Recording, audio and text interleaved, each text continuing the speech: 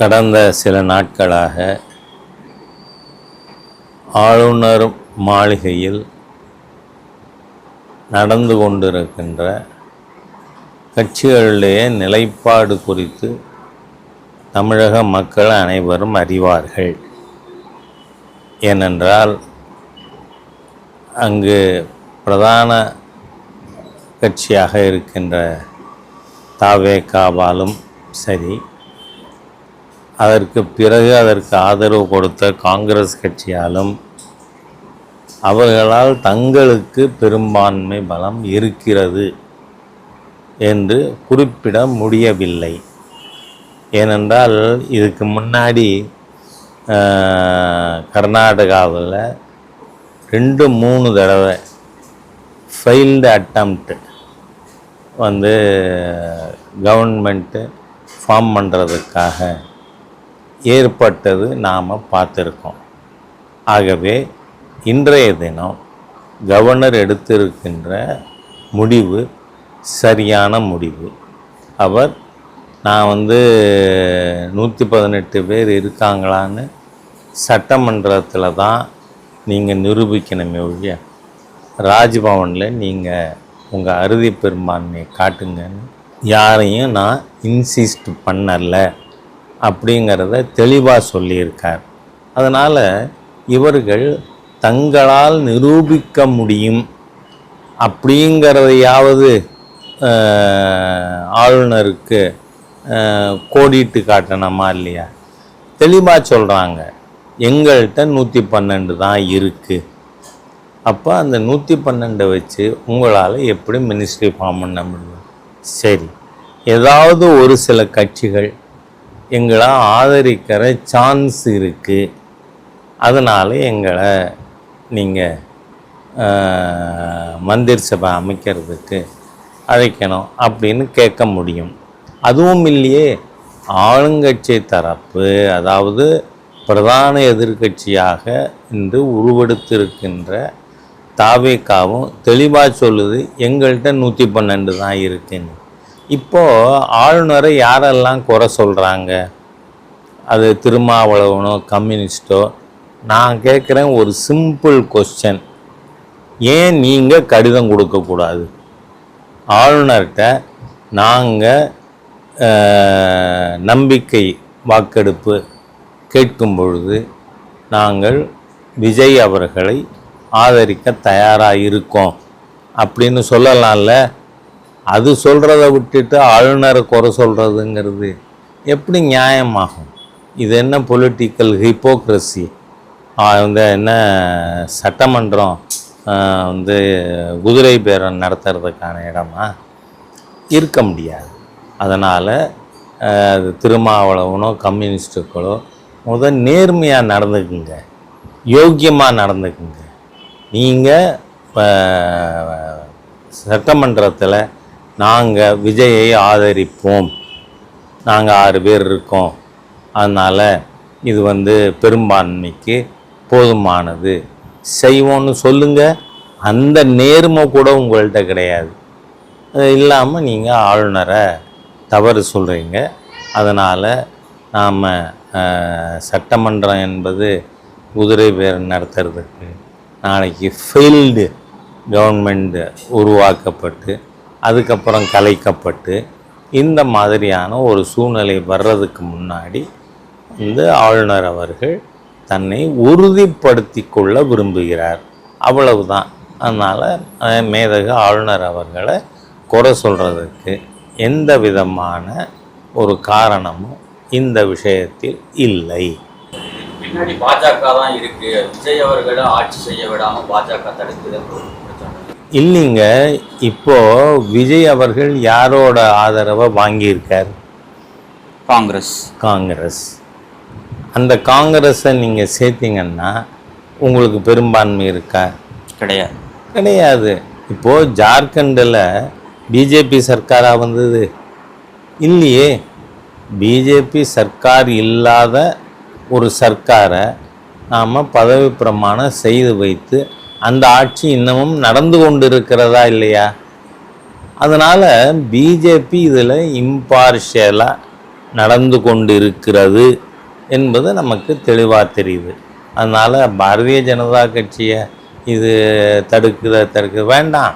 நான் கேட்குறேன், வெட்கமே இல்லாத இந்த கம்யூனிஸ்டுகள், விடுதலை சிறுத்தை ஆகிய கட்சியை கேட்குறேன், கம் அவுட் இன் ஓப்பன்.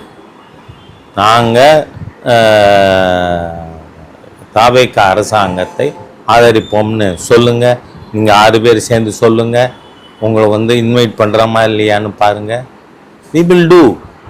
நம்ம ஜனநாயக ரீதியாக நடந்து கொள்ள பாஜக விரும்புகிறது.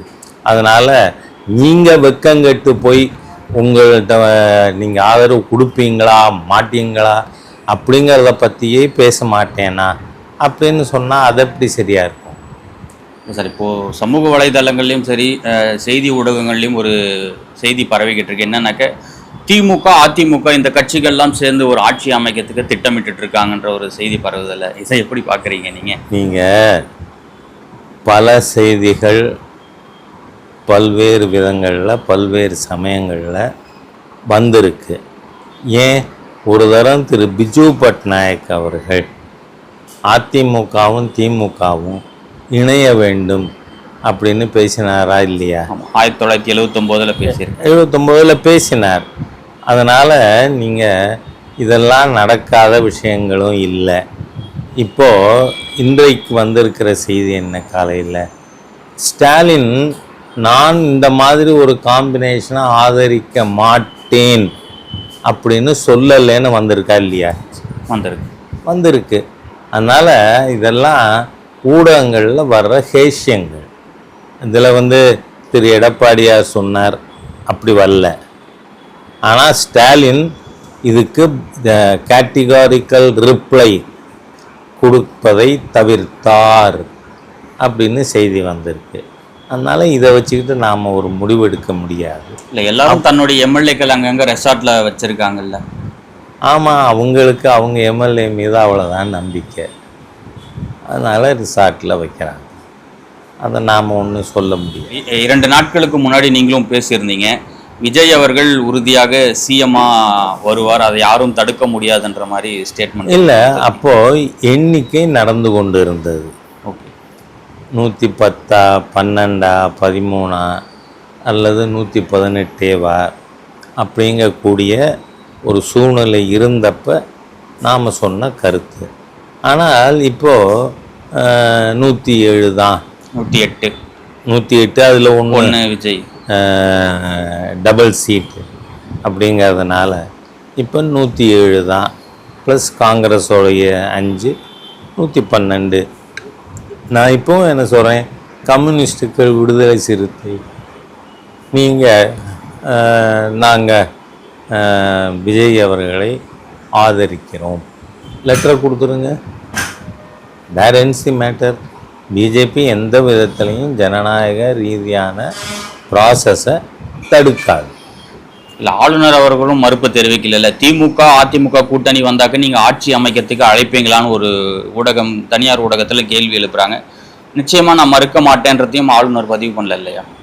இல்லை, நான் என்ன சொல்கிறேன், அப்படி ஒரு ப்ரொப்போசல் ஆளுநருக்கு முன்னாடி வைக்கல. இல்லை, இன்னும் இவங்க 2 பேரும் சேர்ந்து அவங்க அந்த மாதிரி ப்ரொப்போசல் வச்சுருக்காங்க. அப்படி எங்கேயாவது சொல்லியிருக்கா?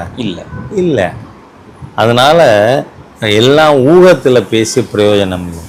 இப்போ இருக்கிற உறுதி செய்யப்பட்ட நம்பர் 112, அவ்வளவுதான். இது இன்னொரு 6 வேணும். அந்த 6 இருக்குது 3 சிறிய கட்சிகள்கிட்ட. நீங்கள் எழுத்துப்பூர்வமாக கொடுங்க.